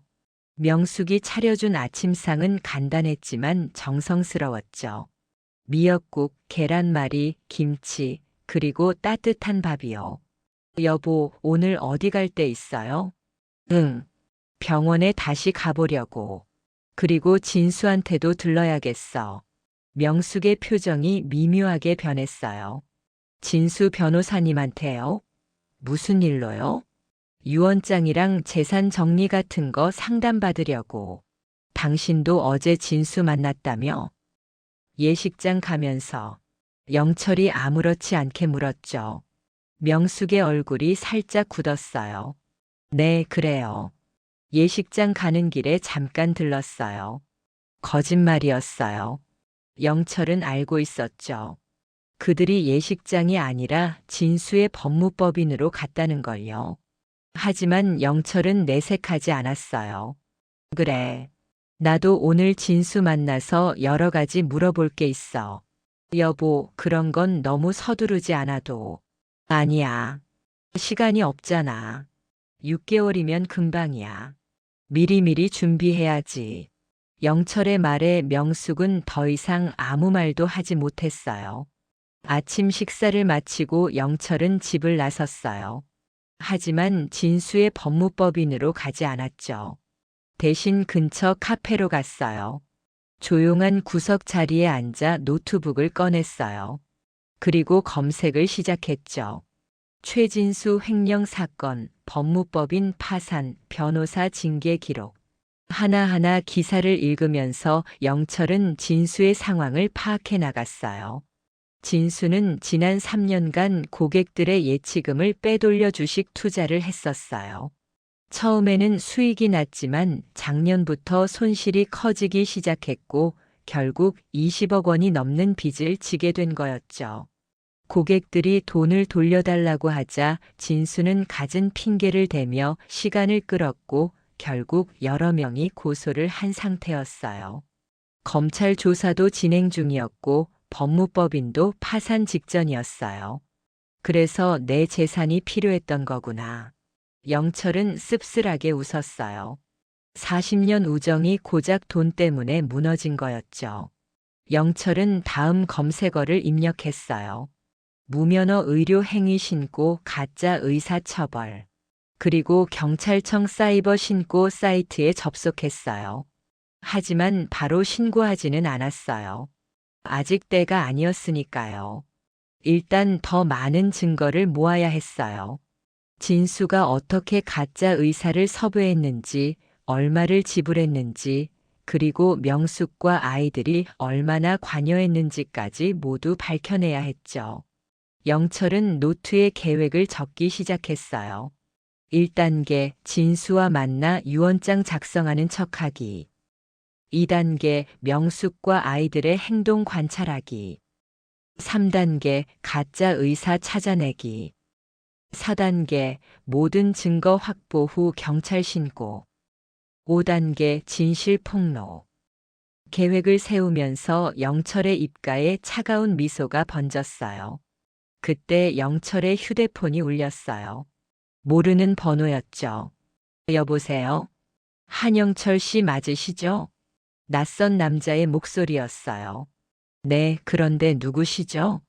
저는 서울중앙지검 금융조사이부 김민석 검사입니다. 영철의 심장이 뛰기 시작했어요. 검사라고요? 제가 현재 최진수 변호사의 횡령 사건을 수사하고 있는데요. 한영철 씨께서 최진수 변호사와 오랜 친분이 있다고 들었습니다. 혹시 시간 되실 때 한번 만나 뵙고 얘기 나눌 수 있을까요? 영철은 잠시 망설였어요. 하지만 이것도 기회일 수 있었죠. 네, 가능합니다. 언제 만나실 건가요? 오늘 오후 2시에 제 사무실로 오실 수 있으세요? 서울중앙지검 건물입니다. 알겠습니다. 그렇게 하겠습니다. 통화를 끊고 영철은 생각에 잠겼어요. 검사가 자신을 부른다는 건 진수의 횡령 사건이 생각보다 심각하다는 의미였어요. 그리고 어쩌면 자신도 피해자가 될 수 있다는 뜻이기도 했죠. 오후 2시 영철은 서울중앙지검 건물에 도착했어요. 보안 검색을 통과하고 8층으로 올라가니 금융조사이부라는 팻말이 보였어요. 안내 데스크에 있는 직원에게 김민석 검사를 찾는다고 하자 복도 끝 방으로 안내해줬죠.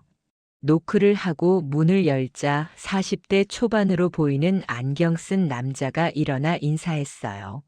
안녕하세요, 한영철 씨. 김민석 검사입니다. 앉으세요. 영철은 의자에 앉았어요. 책상 위에는 두툼한 서류 뭉치들이 쌓여 있었죠. 바쁘실 텐데 와주셔서 감사합니다. 커피 드릴까요? 아니요, 괜찮습니다. 김민석 검사는 서류 하나를 꺼내 영철 앞에 놓았어요. 최진수 변호사와는 어떤 관계이신가요?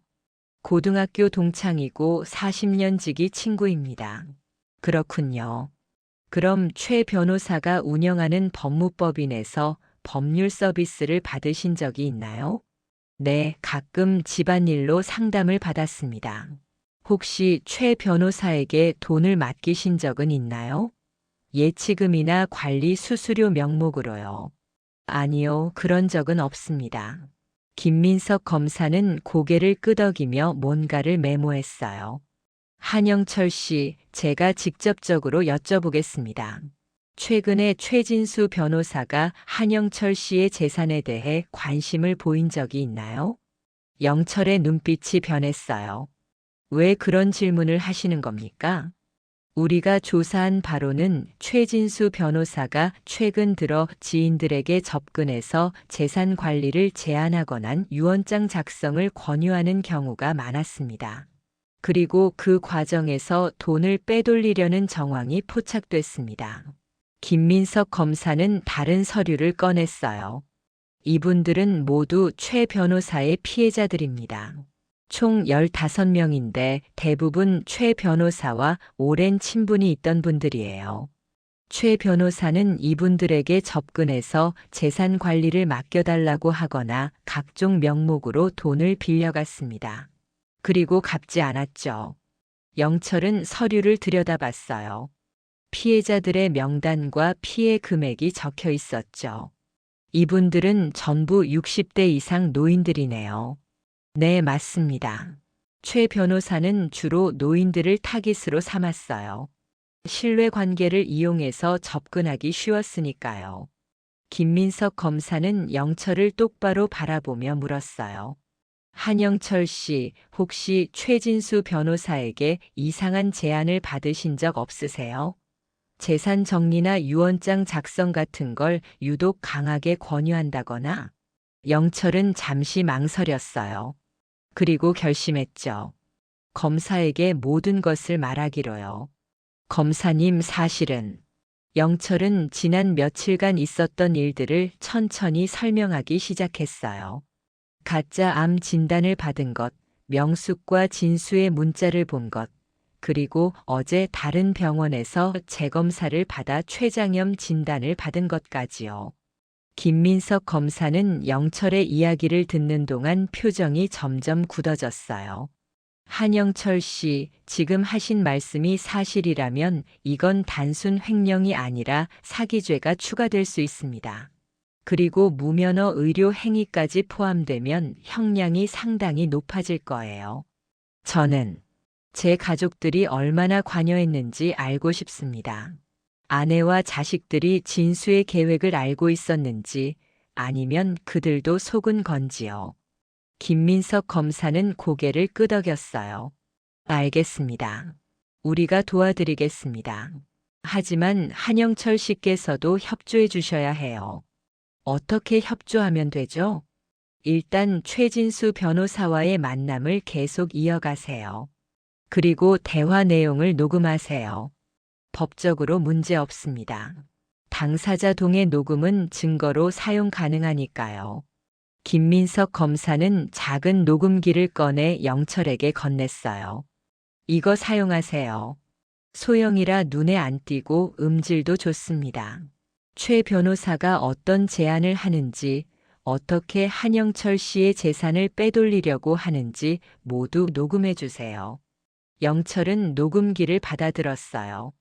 작고 가벼웠지만 그 무게가 묵직하게 느껴졌죠. 그리고 한 가지 더 부탁드릴 게 있습니다. 뭔가요? 한영철 씨 부인인 박명숙 씨와 자녀분들도 조사 대상에 포함시켜야 할 것 같습니다. 그분들이 공범인지 피해자인지 확인해야 하니까요. 괜찮으시겠습니까? 영철은 깊은 한숨을 내쉬었어요. 가족들이 조사받는다는 게 마음이 편하지는 않았어요. 하지만 진실을 밝히기 위해서는 어쩔 수 없었죠. 네, 괜찮습니다. 진실이 밝혀져야 합니다. 알겠습니다. 그럼 한영철 씨는 평소처럼 행동하시면 됩니다. 최 변호사를 만나고 가족들과 대화하고 모든 걸 녹음하세요. 우리는 뒤에서 조사를 진행하겠습니다. 영철은 고개를 끄덕이고 자리에서 일어났어요. 검사님, 한 가지만 물어봐도 될까요? 네, 말씀하세요. 최진수가 가짜 의사를 어떻게 섭외했을까요? 그게 가능한 일인가요? 김민석 검사는 잠시 생각하더니 대답했어요. 가능합니다. 실제로 면허 정지된 의사들이나 의대생 출신들 중에 돈을 받고 가짜 진단서를 만들어주는 경우가 있어요. 암 같은 중병 진단서는 가족들이 의심 없이 믿으니까 보험 사기나 재산 편취에 자주 이용되죠. 그럼 그 가짜 의사도 찾을 수 있나요? 물론입니다. H대학병원 CCTV를 확보하면 누가 한영철 씨를 진찰했는지 확인할 수 있을 겁니다. 그리고 그 사람을 추적하면 최진수와의 연결고리도 찾을 수 있겠죠. 영철은 안심이 됐어요. 이제 혼자가 아니었으니까요. 검찰이라는 든든한 동맹이 생긴 거였죠. 감사합니다, 검사님. 제가 할 수 있는 건 다 하겠습니다. 한영철 씨, 조심하세요. 최진수는 지금 궁지에 몰려 있어요. 궁지에 몰린 사람은 뭘 할지 모릅니다.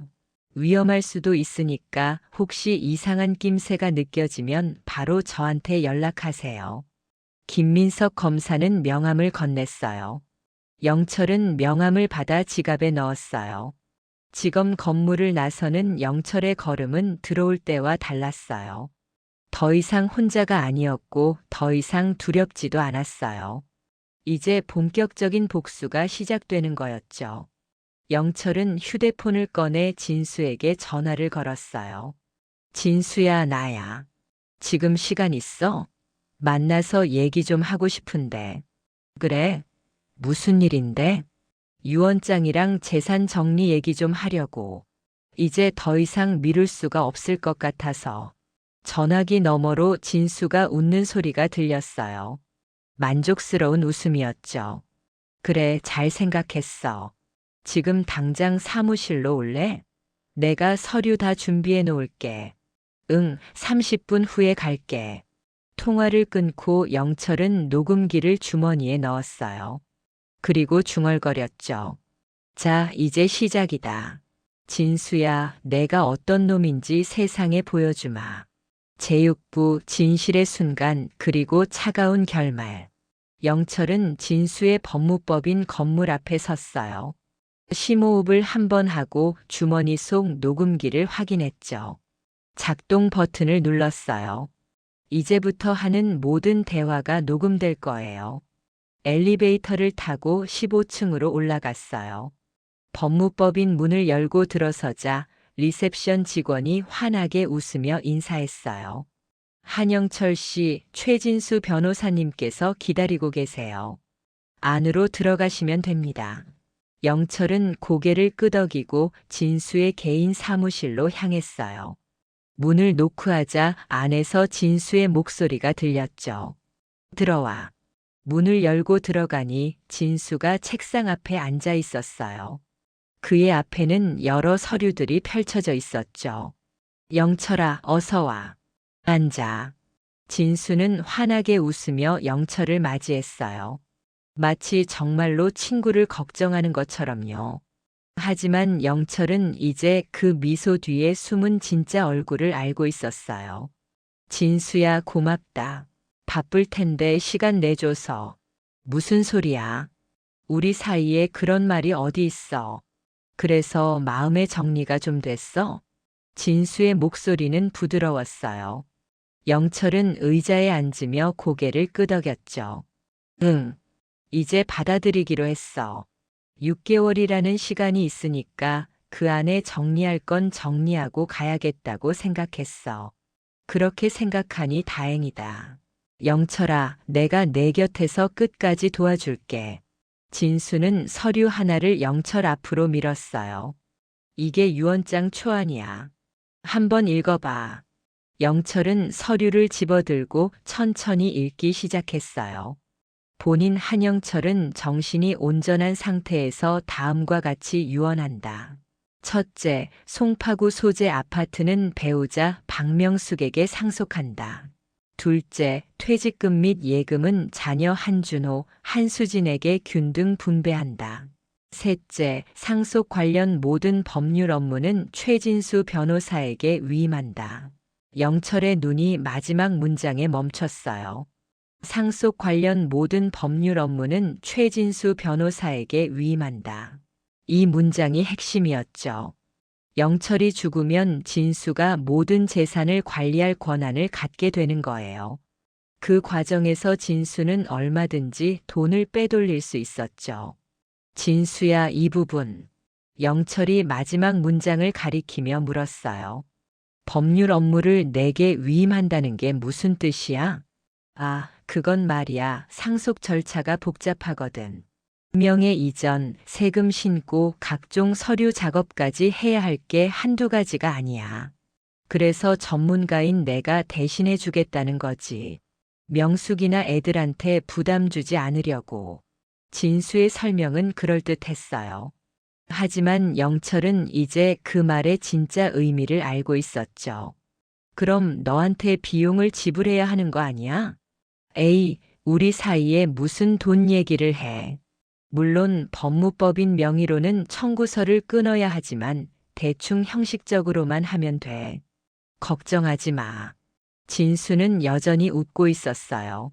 하지만 그 웃음이 영철에게는 너무나 차갑게 느껴졌죠. 진수야, 솔직히 말해줘. 영철이 진수를 똑바로 바라보며 물었어요. 내 재산이 얼마나 되는지 너 알고 있지? 진수의 표정이 미묘하게 변했어요. 뭐 대충은 알지. 아파트가 지금 시세로 10억 정도 되고 퇴직금이랑 예금 합치면 한 3억 정도. 그 정도 아니야? 맞아. 13억 정도 돼. 영철은 고개를 끄덕이며 말했어요. 평생 모은 돈이야. 적은 돈은 아니지. 그렇지. 그래서 더더욱 잘 관리해야 해. 세금만 잘못 처리해도 몇 억씩 날아갈 수 있거든. 진수가 서류를 한 장 더 꺼냈어요. 그리고 이건 명의 이전 동의서야. 아파트를 명숙이 명의로 옮기는 거고 예금 통장들도 미리 가족들 명의로 분산시키는 게 좋아. 그래야 나중에 상속세를 줄일 수 있어. 지금 당장 명의를 옮기자고. 응. 영철아, 시간이 없잖아. 6개월이면 금방이야. 지금 안 해두면 나중에 더 복잡해져. 진수는 펜을 꺼내 영철에게 건넸어요. 여기 서명만 하면 돼. 내가 다음 주까지 모든 절차 처리해 줄게. 영철은 펜을 받아들었어요. 그리고 서류를 내려다 봤죠. 서명란에 펜을 가져다 댔어요. 하지만 쓰지 않았어요. 대신 천천히 펜을 내려놓고 진수를 바라봤어요. 진수야. 왜? 나 어제 다른 병원에 갔다 왔어. 진수의 얼굴이 굳었어요. 무슨 소리야? 서울대병원. 세컨드 오피니언 받으러 갔어. 그랬더니 재밌는 얘기를 들었어. 영철은 차분하게 말을 이어갔어요.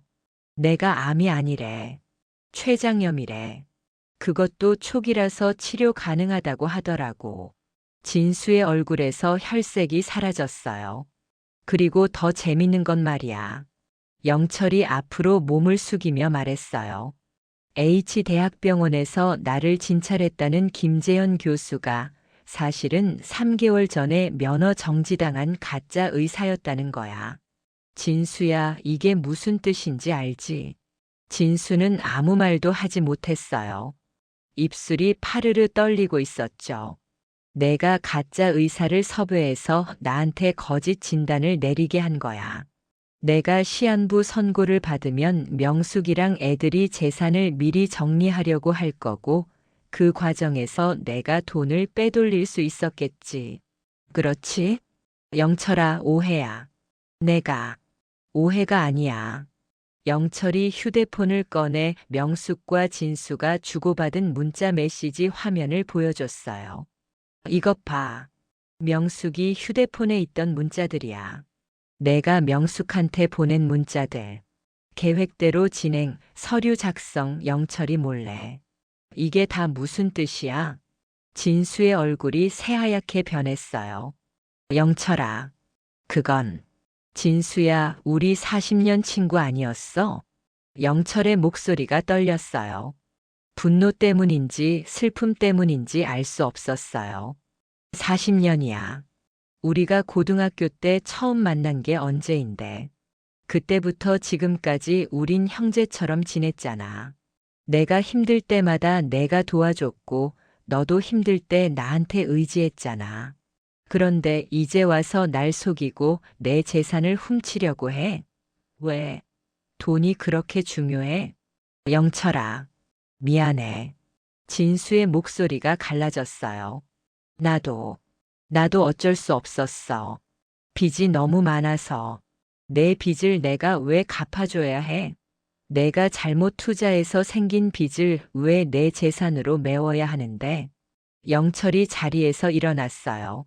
진수야, 넌 이제 끝이야. 검찰이 이미 다 알고 있어. 내가 고객들 돈을 횡령한 것, 가짜 의사를 섭외한 것, 나한테 거짓 진단을 내리게 한 것 전부. 그리고 이 대화도 지금 전부 녹음되고 있어. 영철이 주머니에서 녹음기를 꺼내 책상 위에 올려놨어요. 진수의 얼굴이 절망으로 일그러졌어요. 영철아, 제발. 한 번만 용서해줘. 용서? 영철이 쓸쓸하게 웃었어요. 넌 나한테 죽음을 선고했어. 가짜 죽음이었지만 나는 진짜로 죽을 줄 알았어. 그 고통이 얼마나 큰지 알아? 그리고 내 가족이 내 죽음을 계산하는 모습을 봤을 때의 배신감이 얼마나 컸는지 알아? 영철은 사무실 문 쪽으로 걸어갔어요. 진수야, 법정에서 보자. 문을 열고 나가려는 순간 진수가 소리쳤어요. 명숙 씨는 몰랐어. 애들도 몰랐어. 나 혼자 한 거야. 영철이 걸음을 멈췄어요. 뭐라고? 명숙이랑 준호, 수진이는 정말로 내가 암에 걸렸다고 믿었어. 내가 가짜 의사를 고용한 것도 거짓 진단을 내리게 한 것도 전부 혼자 한 거야.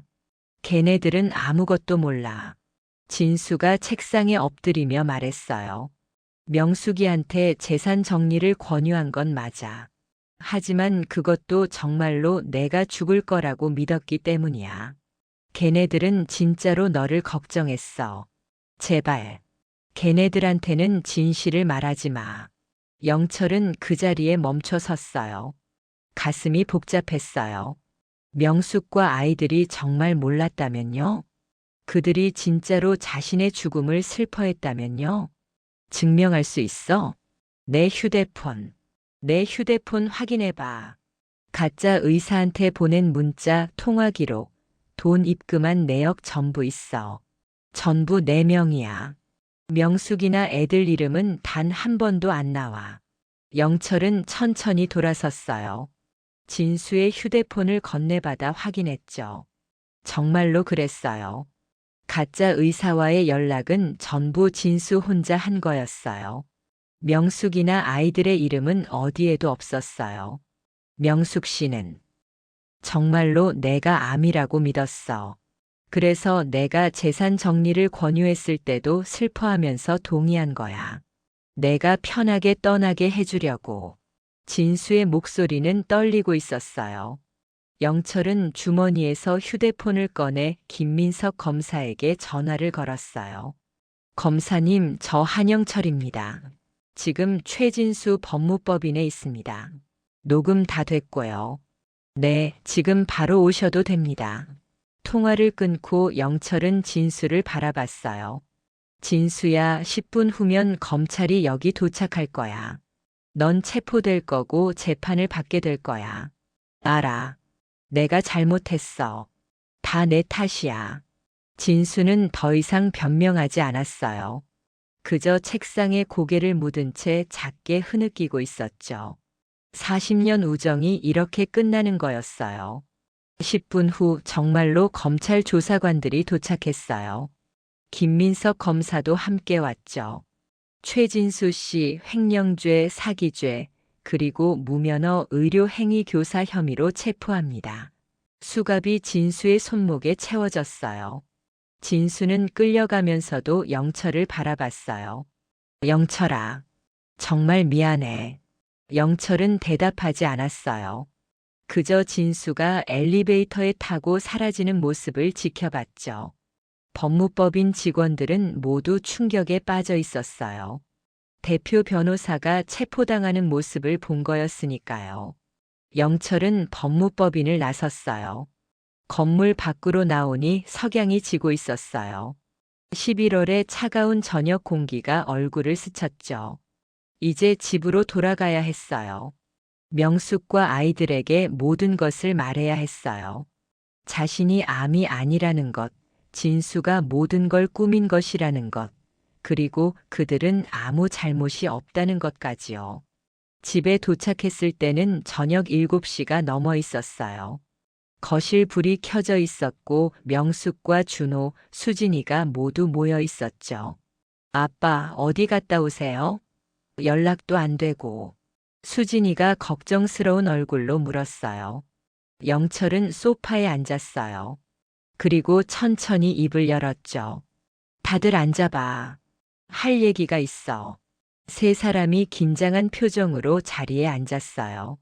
나, 암이 아니야. 네. 명숙의 눈이 커졌어요. 다른 병원에서 재검사 받았어. 췌장염이래. 치료 가능한 병이고 6개월 시한부 같은 건 아니래.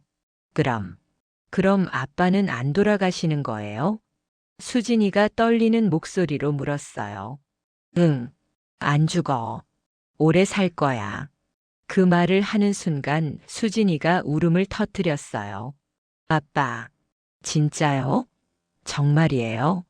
준호도 눈물을 글썽이며 고개를 끄덕였어요. 명숙은 영철에게 달려와 껴안았어요. 여보, 정말 다행이에요. 정말. 명숙의 눈물이 영철의 어깨를 적셨어요. 영철은 그제야 깨달았어요. 그들의 눈물이 진짜였다는 것을요. 그들은 정말로 자신의 죽음을 슬퍼했던 거예요. 그런데 영철이 명숙을 천천히 떼어냈어요. 진수가 모든 걸 꾸민 거였어. 가짜 의사를 고용해서 나한테 거짓 진단을 내리게 했어. 너희들을 이용해서 내 재산을 빼돌리려고. 세 사람의 얼굴이 창백해졌어요. 진수 아저씨가요? 준호가 믿을 수 없다는 표정으로 물었어요. 응. 그 친구는 지금 검찰에 체포됐어. 곧 재판받게 될 거야. 영철은 지난 며칠간 있었던 일들을 천천히 설명했어요. 명숙과 진수의 문자를 받던 것, 의심했던 것, 그리고 진실을 알게 된 과정까지요. 이야기를 듣는 동안 명숙의 얼굴은 점점 더 창백해졌어요. 여보, 그럼 나도 의심했어요. 내가 공범이라고. 처음에는 그랬어. 미안해. 영철이 고개를 숙였어요. 하지만 진수가 말하더라. 너희들은 아무것도 몰랐다고. 정말로 내가 죽을 줄 알고 슬퍼했다고. 그리고 확인해 보니 정말 그랬어. 명숙이 주저앉으며 울기 시작했어요. 나는 정말 몰랐어요. 진수 변호사가 당신을 위해서 도와준다고 했어요. 재산 정리도 유언장도 전부 당신이 편하게 떠나게 해주려는 거라고. 알아. 이제 알아. 영철이 명숙의 손을 잡았어요. 미안해. 의심해서 미안해. 그날 밤 네 식구는 오랜만에 함께 저녁을 먹었어요. 이제는 더 이상 슬픔이나 걱정 없이 그저 살아있다는 기쁨으로요. 에필로그 2개월 후 진수의 재판이 열렸어요. 횡령죄, 사기죄, 무면허 의료행위 교사죄 등 여러 혐의로 기소된 진수는 결국 징역 7년을 선고받았어요. 가짜 의사도 적발되어 함께 처벌받았죠. 영철은 재판정에 참석했어요. 마지막으로 진수를 봤죠. 수갑을 찬 채 끌려가는 진수와 눈이 마주쳤어요. 진수는 미안하다는 표정으로 고개를 숙였어요. 영철도 작게 고개를 끄덕였죠.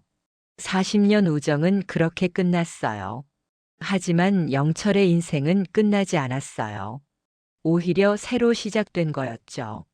영철은 췌장염 치료를 잘 받았고 건강도 많이 좋아졌어요. 명숙, 준호, 수진이와의 관계도 이전보다 더 돈독해졌어요. 죽음을 앞두고 나서야 가족의 소중함을 깨달은 거였죠. 수진이의 결혼식도 무사히 치러졌어요. 영철은 딸의 손을 잡고 버진로드를 걸었어요. 그 순간 영철은 생각했어요. 살아있어서 정말 다행이다. 가족과 함께 할 수 있어서 정말 감사하다. 그리고 한 가지 더요. 배신과 복수의 끝에는 결국 공허함만 남는다. 하지만 용서와 사랑의 끝에는 희망이 있다. 영철은 이제 알았어요. 진짜 복수는 상대를 파괴하는 게 아니라 자신이 더 나은 사람이 되는 거라는 걸요. 그리고 진짜 승리는 살아남는 거라는 걸요. 석양이 지는 결혼식장에서 영철은 명숙의 손을 잡고 미소 지었어요. 68세의 나이에 그는 인생의 두 번째 봄을 맞이하고 있었어요. 지금 이 이야기를 어디에서 어떤 마음으로 듣고 계신가요? 말하지 않아도 괜찮지만 댓글로 한마디 남겨주시면 서로의 하루가 조금 덜 외로워질지도 모릅니다. 오늘도 여기까지 함께 해주셔서 정말 고맙습니다. 구독과 알림 설정 잊지 마시고 다음 영상에서 다시 만나요.